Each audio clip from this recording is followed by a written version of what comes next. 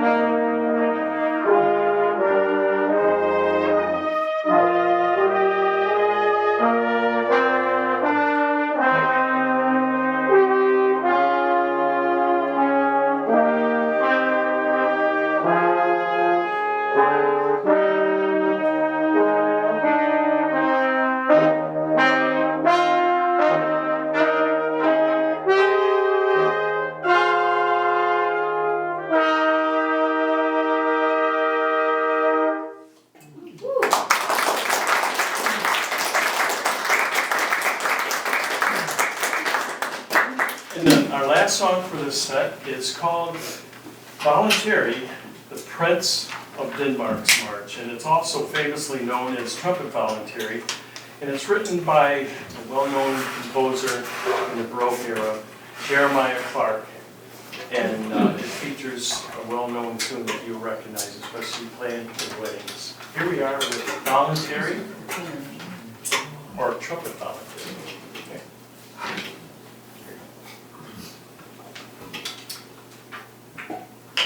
One, two, three.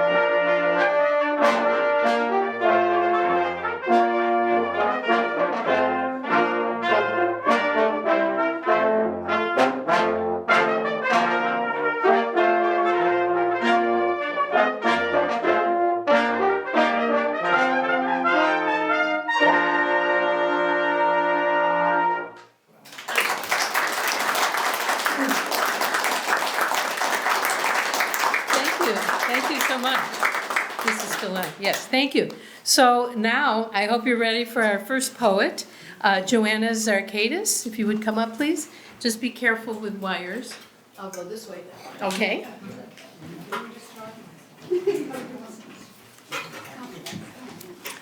Well, I'm delighted to be here again, and thank you, Jennifer, for organizing this and for all that you do to keep poetry alive and well in our area. Thank you. Since this is called Tiny Poems, I brought the shortest poems that I own. And the first three happen to be about poetry. This is called Advice on Writing Poems. He tells me there are poems that beg to be written. They cling to us like burrs from the forest trail hang on to our pant legs. No matter how hard we try to pull them off, some small piece always remains embedded in the cloth. We're not always aware of its presence till we move a certain way, and feel its sudden piercing of our tender skin. It's best, he says, to pay attention to this clamoring for recognition and write it down before it burrows so deep it becomes painful to extract. The next poem is called A Good Poem. A good poem, a really good one, melts like butter on warm toast, seeping into you and through you, barely noticeable on the surface, yet filling you with its luscious flavor. And the next poem is, in the French tradition, a cinquain.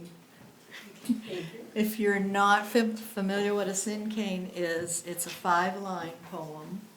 The first line is a noun.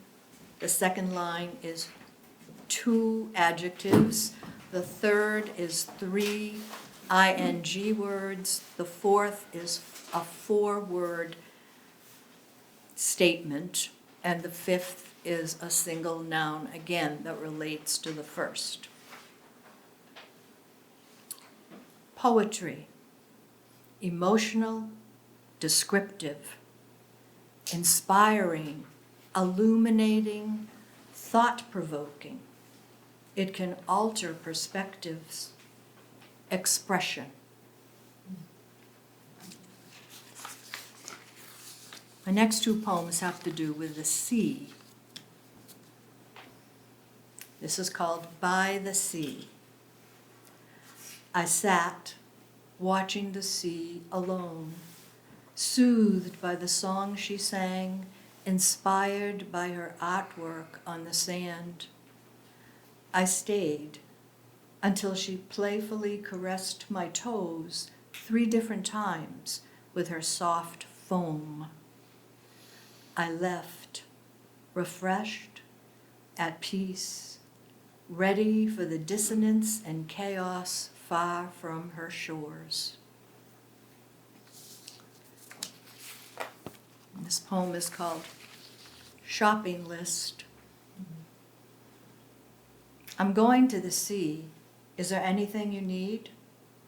A perfect snail shell for your windowsill? A striped stone for your pocket? A pure white feather for your altar? Maybe 1 piece of coveted blue sea glass for the jar on your bureau? Or a tiny piece of smooth gray driftwood to hold in your hand and rub with your fingers? I'll be leaving soon. Make me a list. I'll do my best.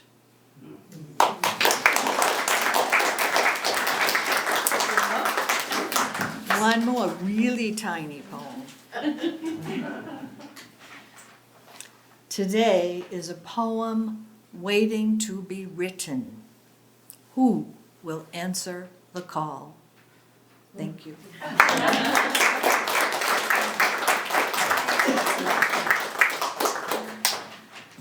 Thank you, Joanna, and well done on trying some new form of poetry. Marilyn Gove.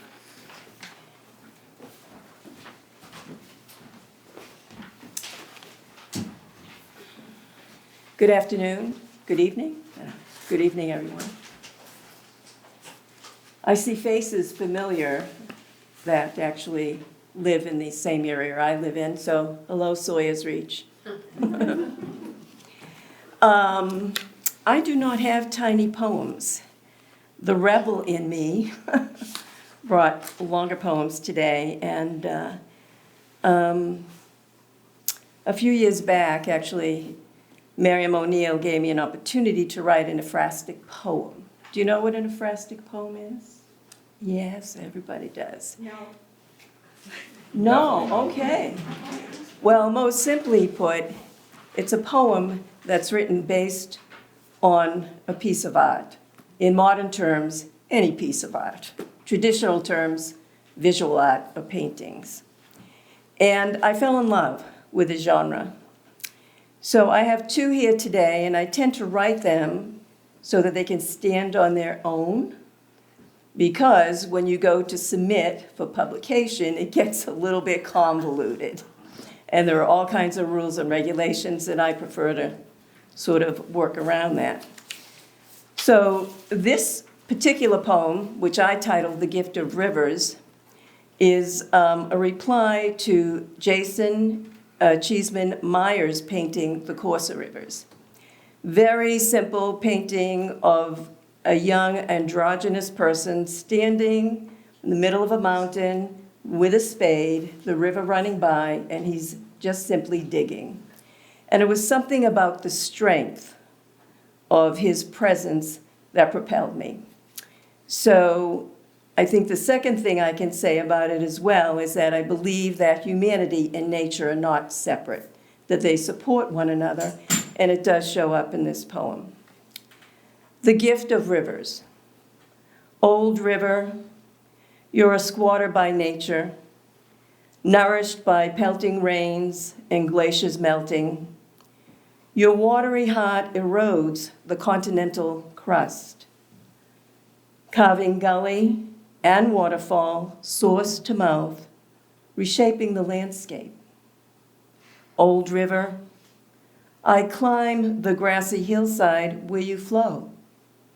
Gathering strength, you persevere. Endure the sublime task of pushing forward. I am young when I first hoist your sediment onto the shallow blade of a sturdy shovel. I watch as your stream widens, alters course. I keep digging. Water holes appear and deepen. Thirsty farmlands lie waiting below. I am like you, old river. I am the headwaters sprinting downhill. I am the shifting and reshaping of rock. I am aimless with meandering. Through deltas and floodplains, I travel beside you, watering all things along our path.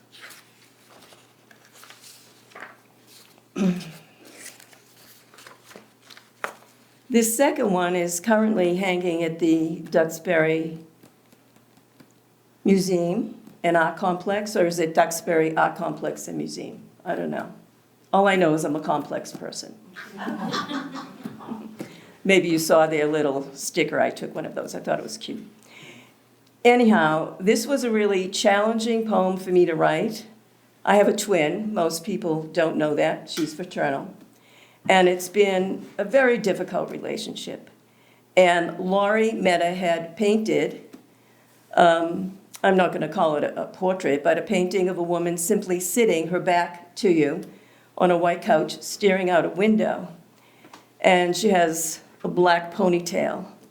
And I looked at her and I saw my twin. And I thought, this is it. This is the time you write it. So it's interesting because I question as to whether or not I should read it because it's a more difficult poem. But I was approached by almost everybody at the reception when we went for those readings. And somehow it moved everybody in their life relative to a person in their life, not necessarily a twin. So, twin. I spot you huddled on the day room couch, staring out the window of an outpatient facility, your thick black hair pulled back into a ponytail. A hospital robe falls loosely around your aging body. Daylight crisscrosses its fabric in gradient hues of green, yellow, and blue. I long to bond with you, but no, I cannot fix this. We are separate, two moons orbiting in different galaxies. I fear you will pack your bags again and vanish, rummaging state to state, never finding yourself.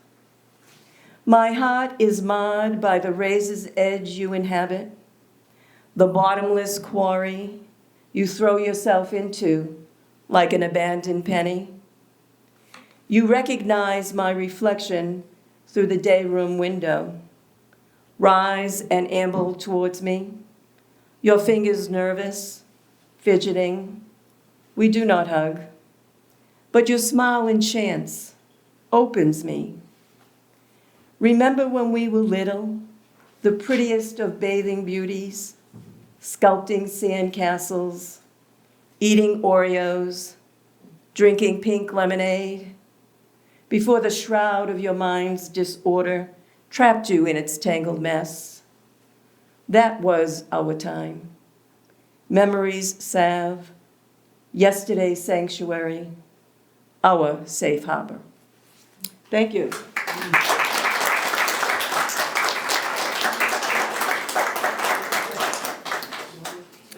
Thank you for sharing that, Marilyn. And next, John Holgerson.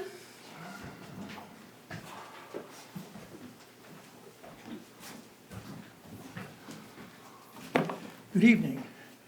I have 3 poems to read. The first is the French form poem. It's a villanelle. I wrote it probably 20-some years ago. It's a very personal poem. I rarely read it in public. I'm reading it tonight primarily because it's the only French form poem I can find to read. It's called Broken Borders, and it's the title of my first book. It has absolutely nothing to do with immigration or ICE or any of what's going on right now. What it has to do is there are other types of borders besides geographical and geopolitical borders. There are the borders and boundaries of state of being, what we are, what we want to be, what we can become. And when I was 13, I started writing. When I was 21, I was very fortunate, published my first poem. But I was never a writer. I was writing, but I was never a writer, not with the reverential definition that I think that word requires. It took a while for me to remove the things that were my own doing, put in my own way, and I was able to do that with the help of my family and my friends. And it makes a big difference when you go from one state of being to another. And that's what this poem is about. Broken borders.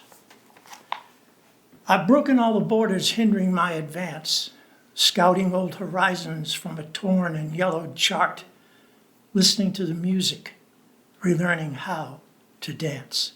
Outside the known casinos, risking my last chance, sculpting new contours within the landscape of the heart. I've broken all the borders, hindering my advance, left the faithful and familiar without a backward glance, as others have before me within their lonely art, listening to the music, relearning how to dance. To songs on the radio with lost lyrics of romance, and my pockets full of essays excoriating Sartre. I've broken all the borders, hindering my advance.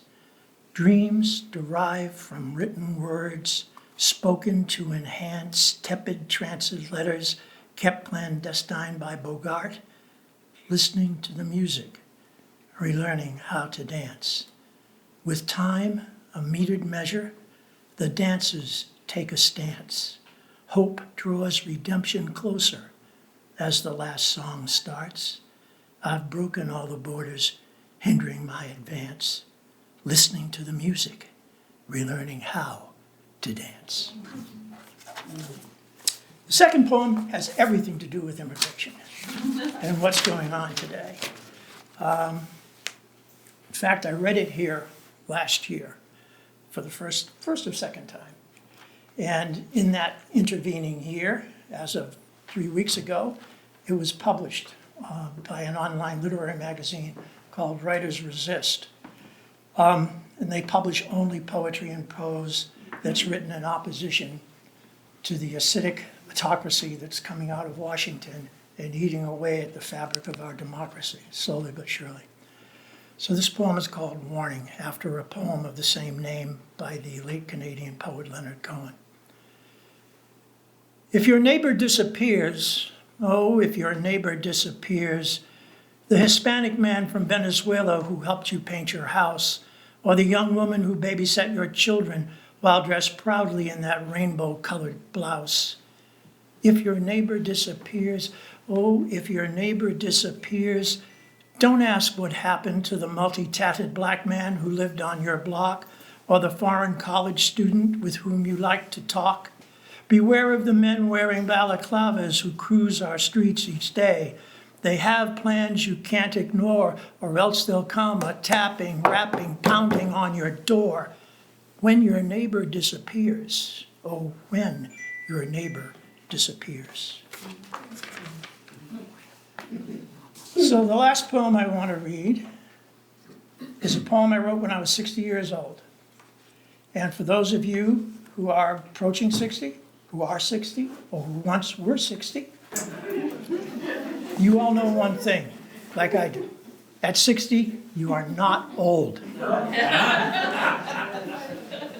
However, you are waiting for old age. And that's the title of this poem, Waiting for Old Age. You're at the foothills when you're 60. And old age is the mountain range in front of you. You know, there's the mountain at 70, 80, 90, and the actuarial tables tell us we don't really have to worry much beyond that. Everybody falls off by that time. Waiting for old age. I've decided to embrace old age, give it a big hug, squeeze it tight, break its back, throw it in a mental hole I've dug. I do not want the ornate cane or the sturdy metal walker. I'll snap the first in half and acetylene torch the other. I've decided to embrace old age, give it a big hug, squeeze it tight, break its back, teach it not to be so smug.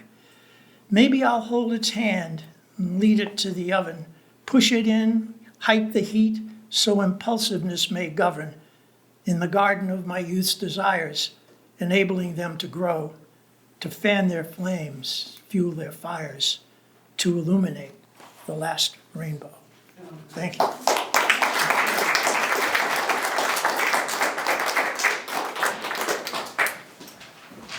Thank you very much for that. That was wonderful.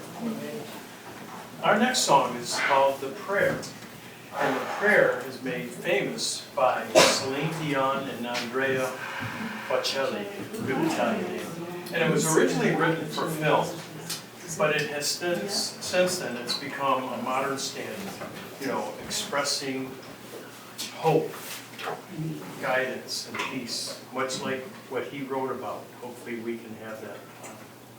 I like that poem what he did about coming knocking at the door. So hopefully this song can just reflect on what we're trying to be as a society instead of what we're seeing every day on the news. So this is going to feature Nancy on the flugelhorn. We're both playing the flugelhorn, but she plays a wonderful solo on this, and then she switches real quick to trumpet. So, so we're delighted for you now to hear The Prayer. Here we go. Okay,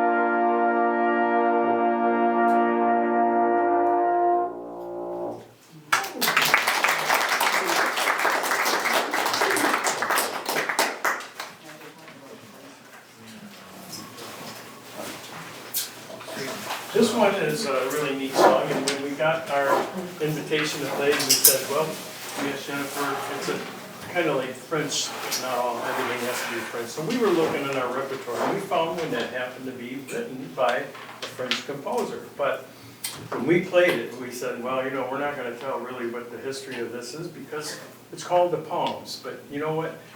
We think it's a song that is when you're in Paris and you're as a couple riding your bike holding hands and you're just kind of riding along the streets on your way to the Louvre or the Notre Dame Cathedral. And this is a song that kind of reminded us of that. It's called The Poems, so it's pretty neat. Good.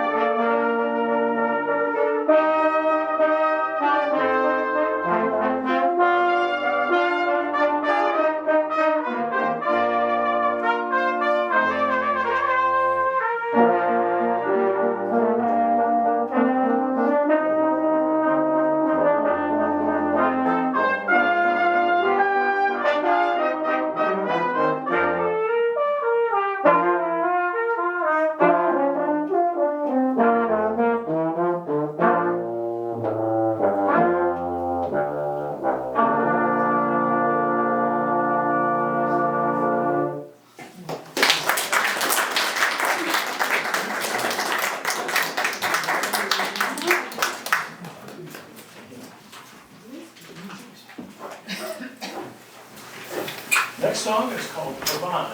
It was originally written for a princess in the Renaissance era, and then it was made famous back into the 18th century by another composer, and again, a very nice melody as you reflect upon the wonderful words that you've heard here.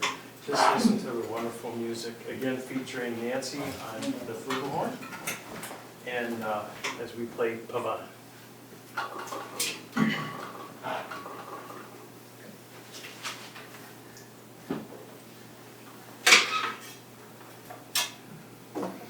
One, two, ready, and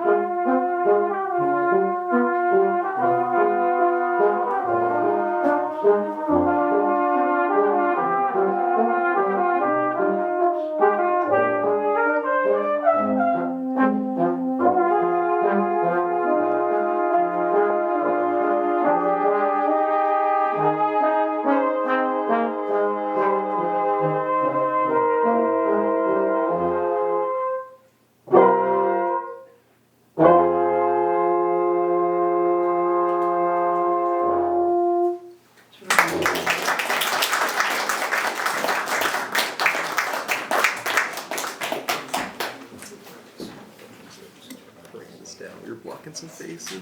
I am. You threw in an extra blow at the end there, I heard that, on the trombone. Wow, so we're moving through to our second group of poets, and I would like to welcome up to the podium Louise Vieira.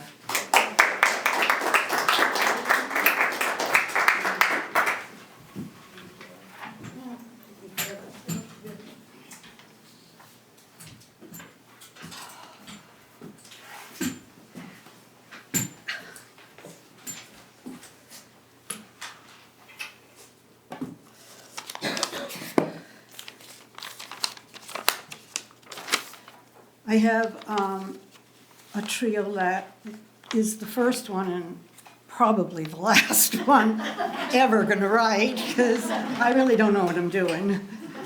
So this is so this is the triolet. I think I did it right. I packed the knotted trunk today and left the raveled ends for you. All the frayed edges gone astray. I packed the knotted trunk today. Loose strings unbound in disarray. Nothing matters now, thread or hue. I packed the knotted trunk today and left the raveled ends for you. That's it. And then my one and only, it's not French, but it's a tanka.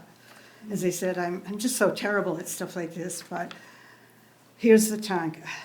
The air at nightfall gives up its August passion. The young peach tree, though, will not let go his flushed fruit, nor the hibiscus her blush. And then I have one modern haiku. I just can't stop writing these things. It's like a sickness. It is. It's like... So this is, I was looking through old photos, so this is a very brief modern haiku, and it's found photo. Even the fog has sharp edges. That's it.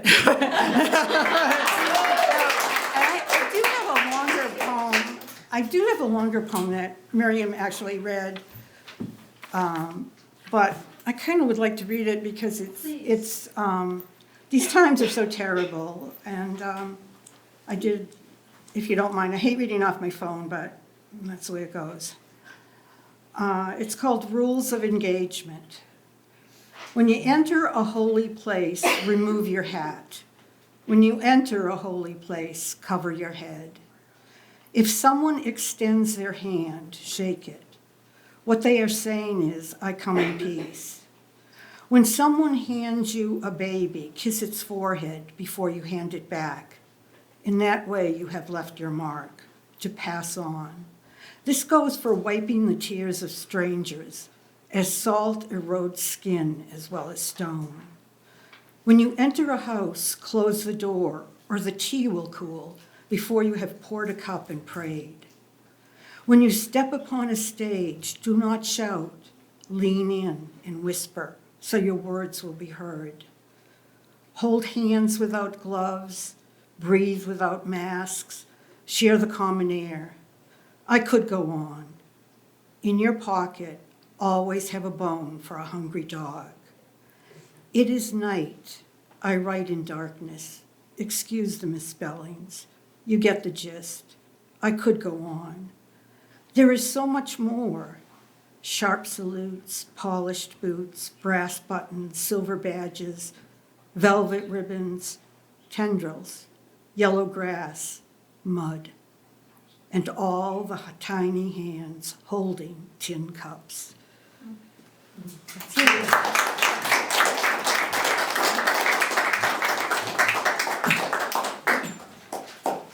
Thank you, Louisa. I always look forward to seeing you.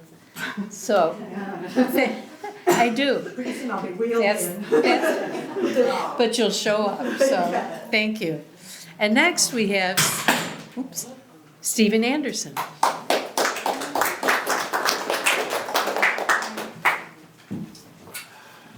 I want to thank you, Jennifer, for putting this together. It's fantastic. I usually do not write to form, And I tried to write these poems to a French form.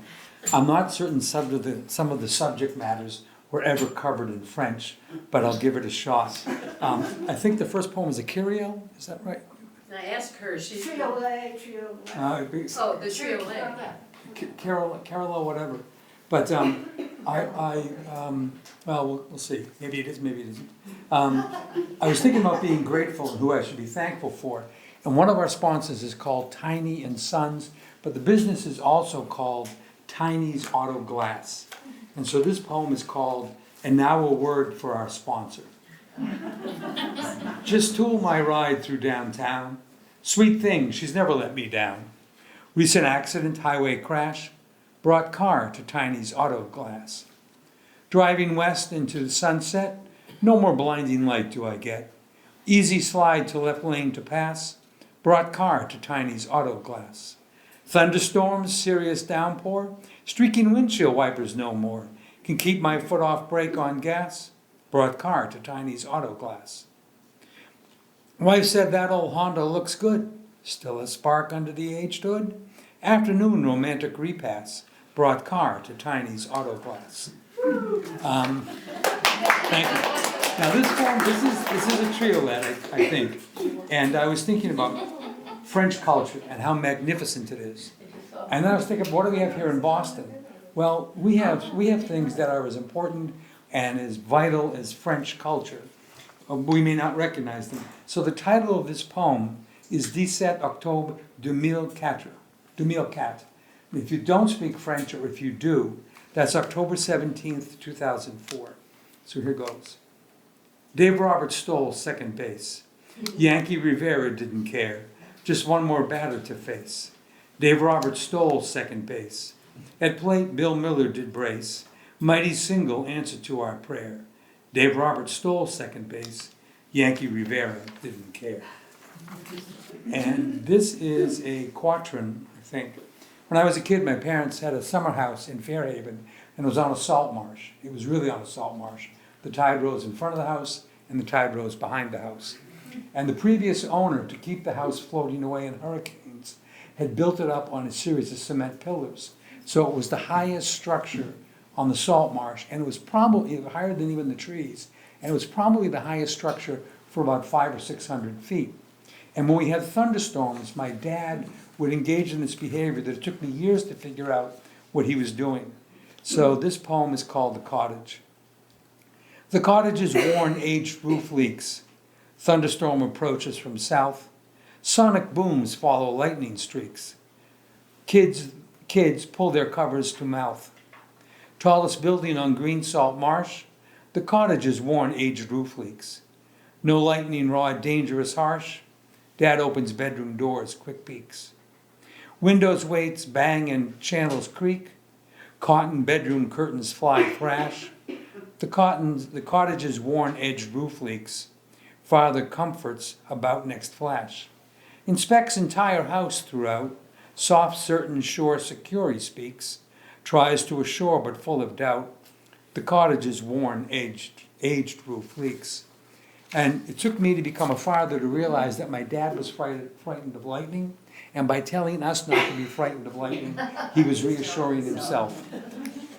This last piece, I think, is a Kyrielle again, which the first line, the last line is repeated in each quatrain. I don't know if I made that up, but this is what I got here. Gail and I go out to the Berkshires once a year. Reason is, when we moved, I wanted to go to the Berkshires, she wanted to go to the Cape. We're in Plymouth, it was her idea of a compromise. 8 of the hardest smiles I've ever fought for. But when we go to the Berkshires, I like to go to the northern Berkshires because there's more Corollas than there are Beamers. And on the way there, we usually stop along Route 2. And this year we stopped in Turners Falls. Turners Falls is an old mill town. The mill is still there, and the housing for the workers was built in brick. So there are still 3 and 4 story brick buildings that line the streets. We were walking along the Connecticut River, and there were a series of signs. The top part was red with white print. The bottom part was white with red print. And the signs gave a notice of a warning. So this poem is called Warning, and it's part of what other folks have talked about today. On Connecticut riverbank, posted warning message quite frank. Once in English but Spanish twice. Dangerous currents, stay off ice. My grandparents I often thank, 'cause I live here from birth a Yank. Citizenship, no sacrifice. Dangerous currents, stay off ice. Now from greatness we have shrank. Many minds barren, zombies blank. And when hate's a civic device, dangerous currents, stay off ice. So thank you very much.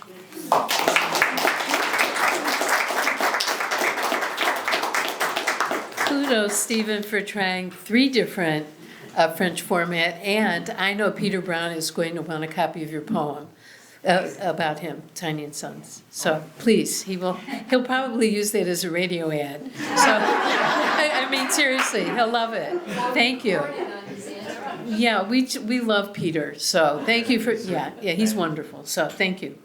And next up, we have Mary McKenna. There she is.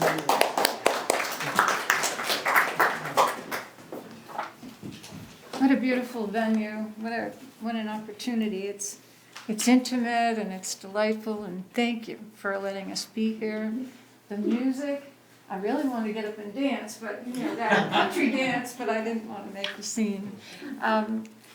I want to begin by saying that I love these challenges of learning new forms. So when we're given that opportunity to do something like the Trollette, I thought, I'm going to investigate this. And again, it's my first attempt at this as well. And it's fun. It's always fun to try something new.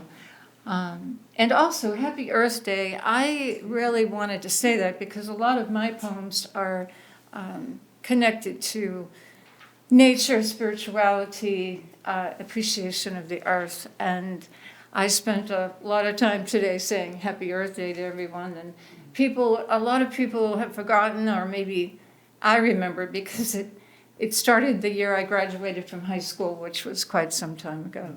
And but I love being able to do that. So this is my first attempt at the Trollette. And I chose it because of the rhyme scheme. And I also felt, well, I did read that it was supposed to be melancholic, but this is not melancholic because I don't do melancholic. I do optimistic, hopeful. That's me. Okay. So I wrote one like that. So here it is, my first attempt. It's called Oneness. Oneness. We are all magnificent souls, you and I, birthed from the same sacred lineage, the divine. Our destiny uniquely planned. We need not ask why. We are all magnificent souls, you and I,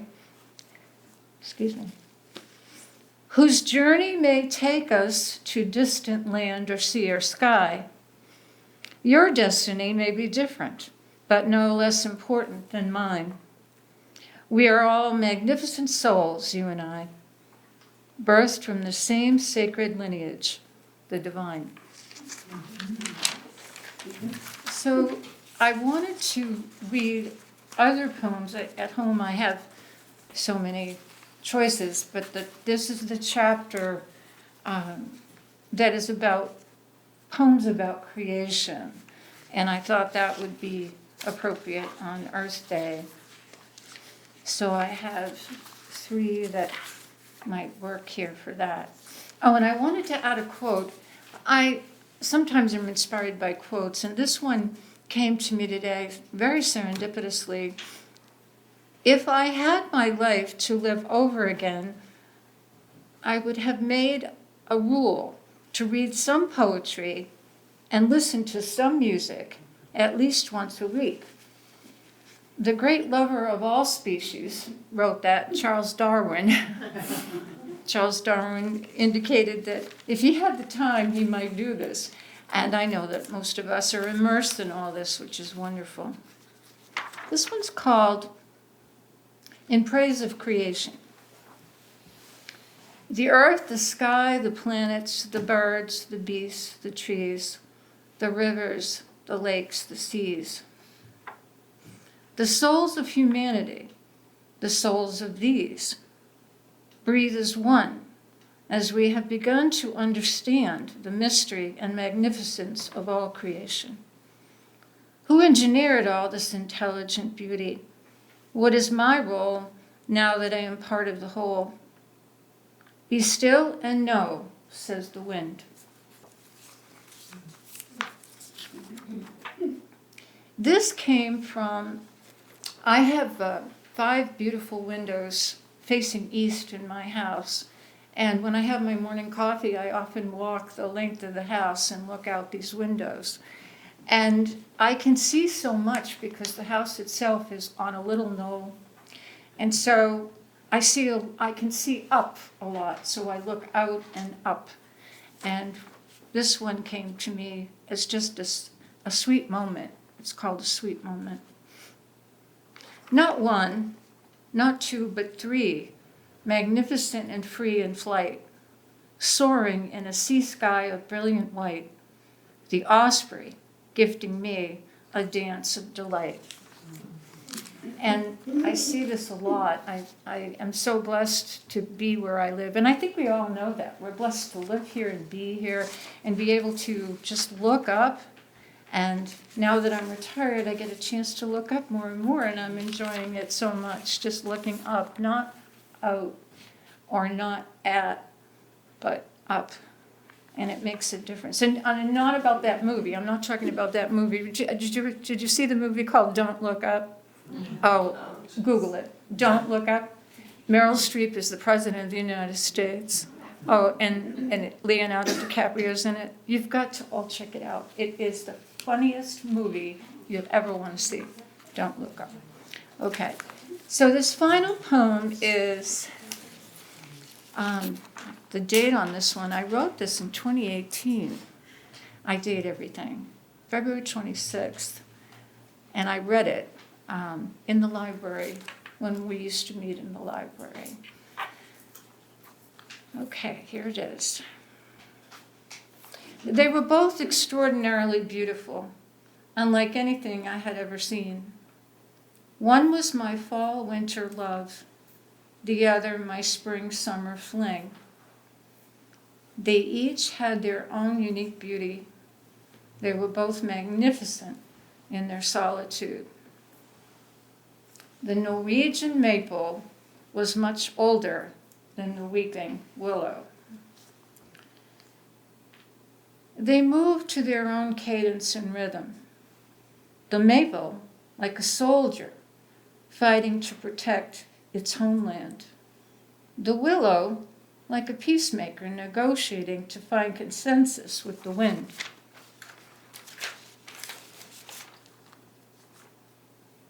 The majestic maple, the elegant willow. They offered me joy as a child, wonder as I grew, and comfort as I mourned losses of family and friends. They asked nothing of me. They remained constant. One was in my home, the other at the summer house. Neither remains standing now. Both cut down, not by nature, but by those who need more than they give, more space to live, more things to keep. The memories of these great beauties remind me to stay strong and to sometimes weep.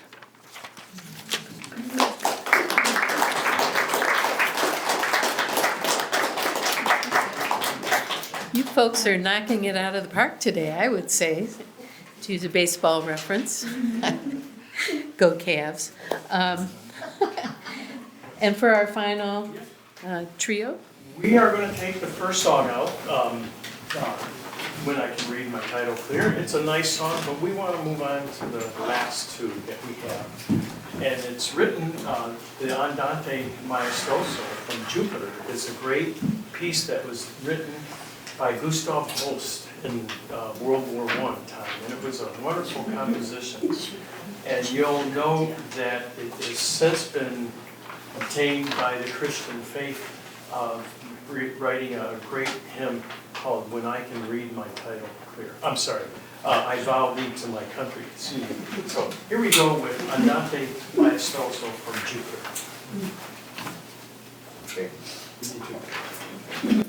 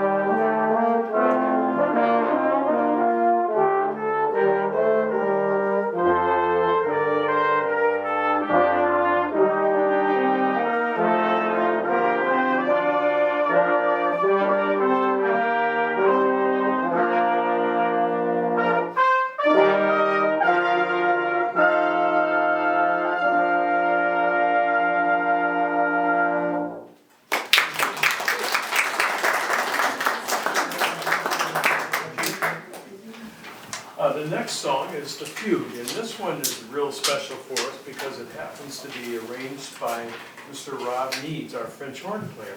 And we're delighted to have Rob. We feature many of his songs, and if you're going to be around the Marshfield Fair Memorial Weekend, we're playing both days and we'll be there featuring a lot of his songs. But Rob spent 42 years in the Army, and he was in the regiment, the 215 Army Band, did a lot of work for them, and he, if you're here during Thanksgiving and you see the parade, he's that wonderful Army Band. He spent 42 years, so we're grateful that we have him. So Rob said, you know, we got too much slow stuff. We got to do something a little bit nice. So he wrote this, well, he arranged this. This was originally a class or a Baroque period music, fugue in D. So he put a little spin on it that has a nice little jazzy part to it. So here we go. It'll feature Kenny Anderson starting off on the trombone, and then Rob will follow along. Here we go, the fugue in D minor. Okay. Great.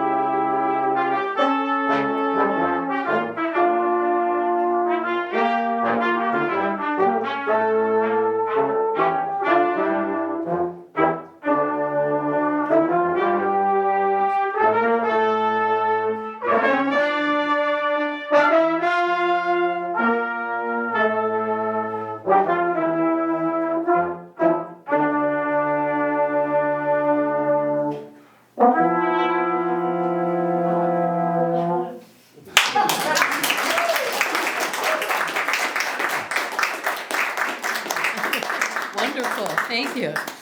So we have two actual new readers to us up next. The first one is Stephen Hirschen, and he'll be joining us, so welcome.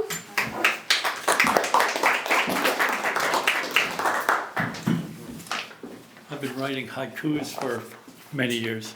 This is the second time that I've shared any in public. These first couple are from a walk I took on a winter's day at a Cape Cod nature preserve.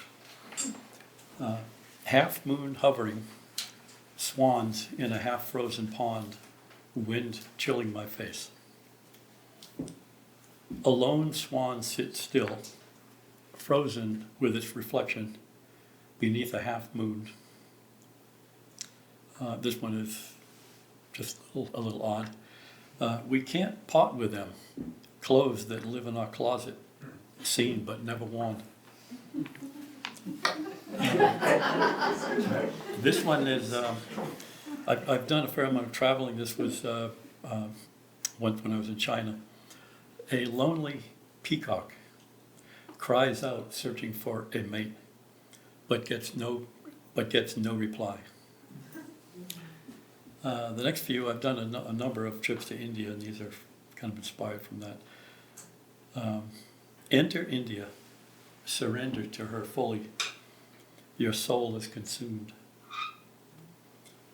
Just a fleeting glance, old man, dirty and bearded, staggering with cane. Earlier today, a begging wheelchair-bound man rained on in the street. Here ancient rituals echoing through timelessness, mystical healing. Incense fills the air. Eyes closed, I am transported into a new world. As we leave India, I'm drifting into a dream in seat 50B.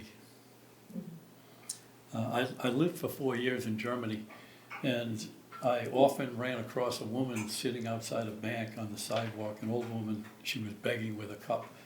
People would put coins in, I would. And when it came time to leave Germany and move back to the US, I had a lot of change that I didn't know what to do with.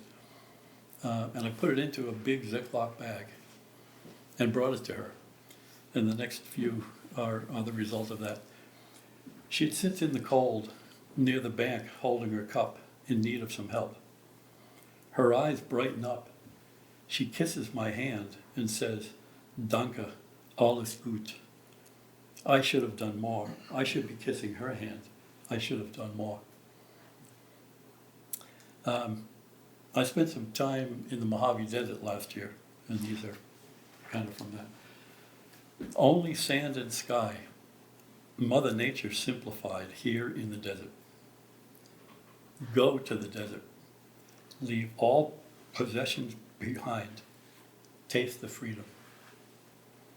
High desert winds howl. Our shelter battered by rain. Snow soon to follow. The next few have a kind of a spiritual theme. My soul is afloat, immersed in black silence, searching for the light. We are simply here. There is no special reason unless we want one. There's a higher place, far, far away, but nearby if we choose to go. All of us are called, surrounded by noise. We're deaf. Find a quiet place. God, beyond our reach. We are not beyond God's reach. Listen for his voice. Why are we all here? What is God's plan for us all? Must be important. Somewhere in your mind, a new dreamscape is forming, awaiting closed eyes.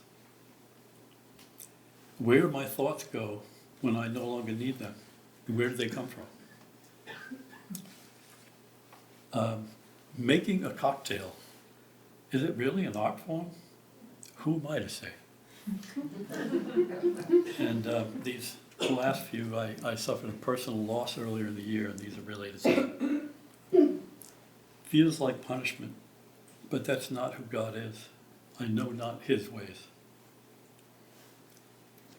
Countless emotions, new ones never felt before, making me dizzy. Music is hard now. It brings pain and tears flowing, fading to silence. Thanks.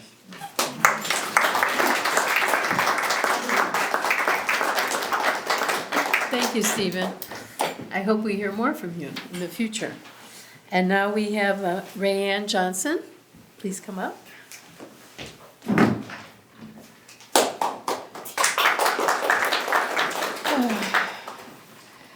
I wish I had my son's confidence right now. I'm a mom of an almost 17-year-old autistic son, and I've been working on an autistic poetry book based on from the parents' point of view. So this one is called The Autistic Lens. The world views through each set of eyes, a new perspective, a new view. Each and every time one opens their eyes, one never knows what one may see. For some, the world is full of wonder and delight. For some, the world is crazy and scary. No matter what kaleidoscope one looks through, the world is filled with many, many colors, creating all sorts of different shapes. For those who are on the autism spectrum, the world may look like a tapestry, all sorts of threads woven together with extraordinary detail, where one is intensely focusing on, where one's view can be challenging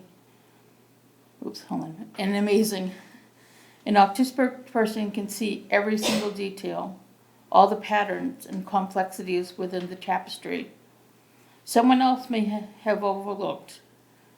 Autistic individuals process all one sees and hears, so differently from someone else who is neurotypical.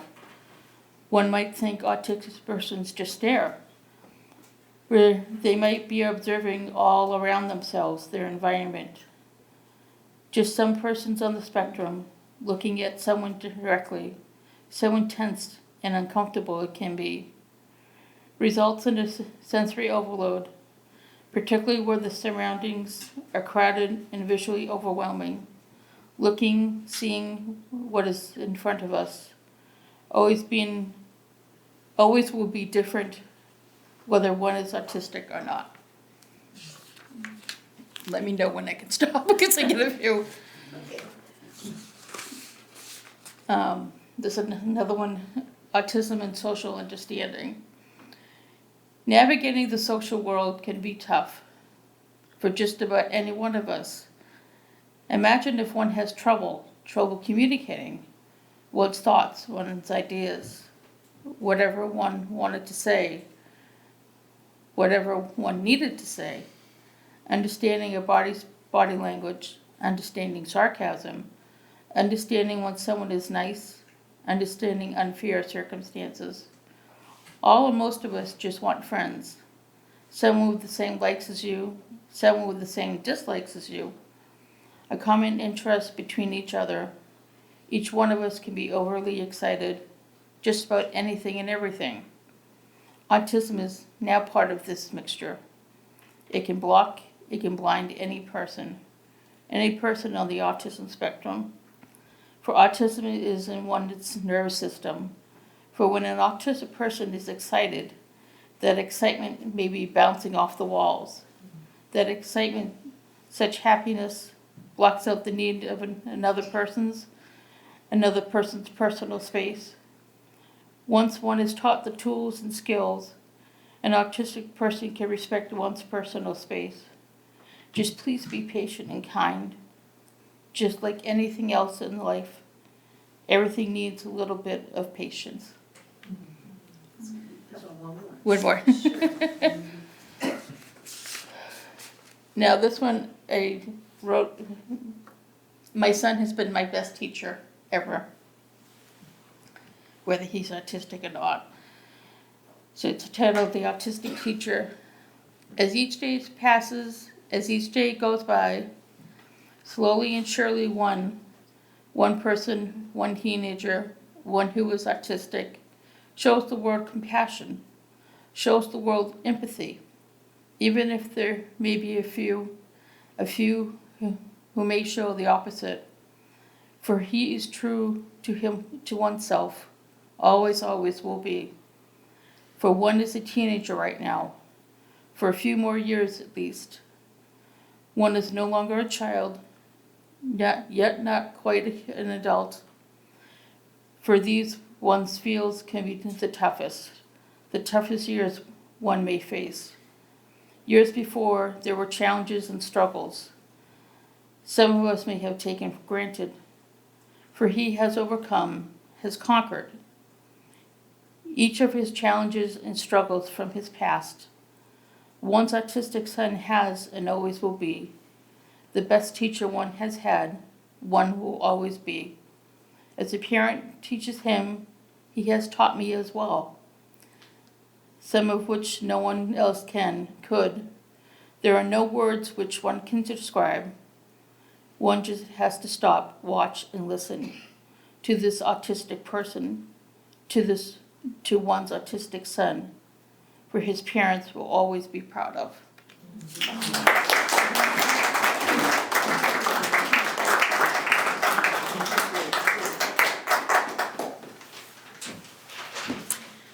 And now, our final poet, Miriam O'Neill.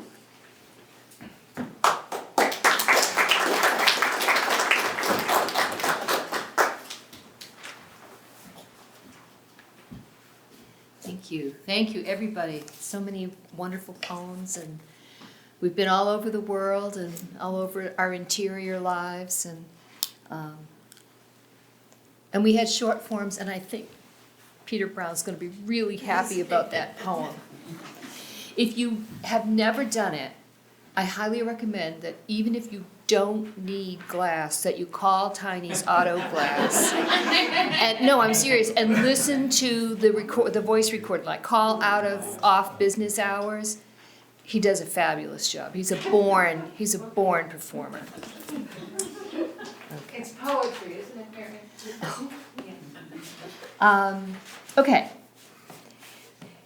I was interested in Louise's cinquain because I got totally different rules. So, yeah. Oh, I'm sorry, triolet? Was it? Triolet. Triolet, okay. Somebody did the cinquain, and I found out there are bunches of versions. And then there's the rondo, and since nobody's done a rondo, I'm going to do that one first, and then I'll do my little cinquains. This is a tribute to the nuns who were my teachers. I went to Sacred Heart High School from kindergarten until graduation, and I had the best teachers. And I know that nuns are the punchlines of a lot of jokes, like Saturday Night Live loves them, and but these women were remarkably free and so bright, and they taught me that women can do all kinds of things. So this is called, and I think there's going to be a series about other kinds of women, and this one's called A Woman in Her Body, 1. And there are 2 small epigraphs. Well, there's a dedication and epigraph. The dedication is for a generation of sisters now passed on. And the epigraph is, whatever a woman is called to do, she can do. Anonymous. Back then there seemed to be no clue to say, this christened spouse of Christ, hidden by bib and wimple, might once have lit a summer house at dusk, her flesh luminous as a willow herb bending in the day's last shining. Still, she is a light preserved that signals, here is one of God's own, a woman in her body. And if the bride in question must age and her cheeks loosen from her face, her ankles thicken, waist expanding with the spin of years, do not expect that light to disappear or be swallowed in August's deepest shade. Her voice is still a tool that spades the earth with seeds otherwise unspent. Sowing compassion, building peace, a gardener who in her way announces, here is a woman in her body. Let their sound and light claim equal space in this world's calamitous dark. Let their grace fill entire bandwidths. Let these grounded birds whose work brought the enlivened word to wards continue to sing among us, each one a woman in her body.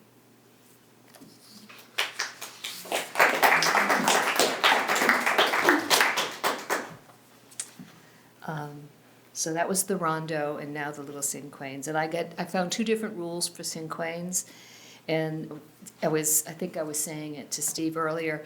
One of them is a rule that makes it sound like it's a haiku, except words are counted, not syllables. So it's 1, 2, 3, 4, 1.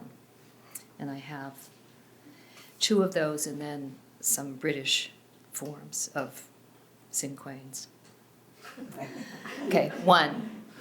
Spring, cold wind, April, green grass, wars in distant places, mornings. 2. Oh, and I should say that the word straight, as ST R-A-I-T, means a body of water that connects. 2, straight, gay, trans, Alas, Anguilla Channel, Belle Isle, Bashi Channel, Hormuz. And then I have 2 cinquains in the form that John Donne would have used back in the day. How shall we take up the days of spring when the world keeps cold winter in its heart? How push past these delays to blossom, warmth, and the nesting finches, bold enough to emerge from winter drab into gold? And then this is my last cinquain. Let us think of purple hyacinths and of violets, whose kerns gray voles have carried through wild nights to bloom in long spring grasses for the time, in violet, dancing on their stems, fond of wind as any bird in flight. What can wars make of these blessed sights? Thank you.